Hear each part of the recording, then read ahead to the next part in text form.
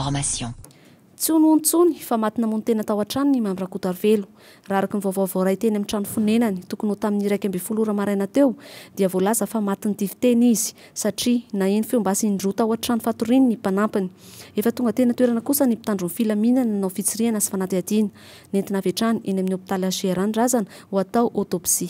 Nafaty anazy aloha izay ilay nataontsika hoe ny rapport d'autopsie no tena mamaritra fa raha ny filazan'ilay mpanampy zany dia hoe naheno feom-basy indroa izy dia avy eo izy nijery dia nahita fa hoe efa maty le Mambrakotarvelo tokony tamin'ny 20 teo eo zany zany io moa zany zay le nataontsika teo hoe mbola ataontsika ny autopsie zany dia ny rapport d'autopsie ny tena mamaritra an'izay zany fa misy base pistolet ao tsy afaka mitentsika hoe io ve no analyse fa zay nataontsika hoe manomboka ny famorana zao fa efa vita zany constat atao amin'ny toerana nisy any razany dia ho alefany morgue indray izy ho atao autopsie dia ao aorianan'izay zany tsika tena mahita hoe inona marina le misy diam-baray ihany tsy olantazomina be ao le hoe olantazomina araka ny fitenitsika teo zany dia hoe mpanampy vavy ny tao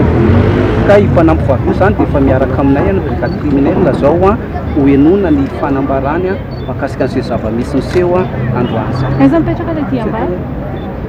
Le hoe diam-bala aloha izay le resantsika teo zany hoe tamin'ny constat nataonay zany dia eo amin'ny lohan'ilay izy fa ny autopsie no mamaritra an'izay zavatra izay.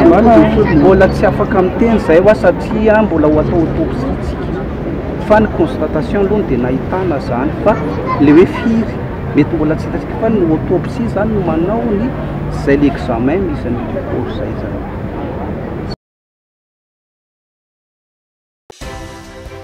Madagascar Information vous remercie pour votre visite.